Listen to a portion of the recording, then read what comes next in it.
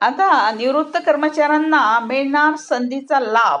शासकीय सेवेत 10% पदांवर निवृत्त कर्मचारी नियुक्त होतील. वयाच्या 65 ते 70व्या वर्षापर्यंत मिळणार नियुक्ती. 80,000पर्यंत वेतन मिळू शकते. तर पाहूया याबद्दल. शासकीय निमशासकीय सेवेतील सेवानिवृत्त कर्मचाऱ्यांना विविध विभागात कंत्राटी पद्धतीने घेण्याचा निर्णय आहे.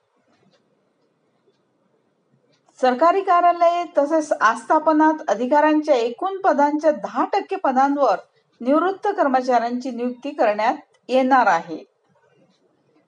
तसेच वयाच्या 65 वर्षापर्यंत आणि त्यानंतरही क्षमता असल्यास वयाच्या 70पर्यंत सरकारला सेवा देता येणार आहे.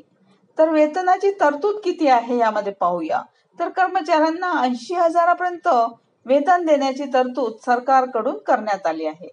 जाहिरातीनुसार होणार आता नेमणूक.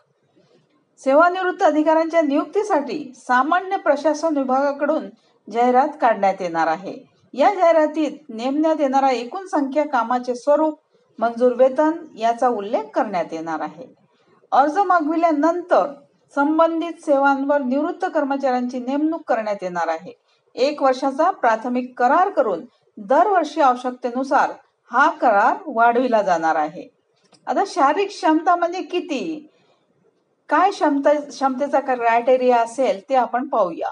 तर वयाच्या 65 वर्षापर्यंत या करारावर निवृत्त कर्मचाऱ्यांना राहता येणार असून संबंधित कर्मचाऱ्यांची शारीरिक आणि मानसिक क्षमता असल्यास वयाच्या 70पर्यंत ही सेवेत राहता येणार आहे. तसेच सामान्य प्रशासन विभागाकडून पात्रता काय आहे ते आपण पाहूया. तर गट क व ड मधील कर्मचाऱ्यांना मात्र सेवानिवृत्तीनंतर कंत्राटी पद्धतीने नियुक्ती करता येणार नसल्याचे सामान्य प्रशासन विभागाकडून स्पष्ट करण्यात आले आहे. तसेच कोणतेही विभागीय चौकशी सुरू असलेल्या निवृत्तीनंतरही कंत्राटी पद्धतीने सेवेत घेता येणार नाही. सेवानिवृत्त अधिकाऱ्यांना निवृत्तीच्या वेळी असलेले मूळ निवृत्ती वेतन, महागाई भत्ता, प्रवास भत्ता, निवास भत्ता, दूरध्वनी भत्ता असे एकूण 80,750 रुपयापर्यंत वेतन दिले जाणार आहे. थँक्यू.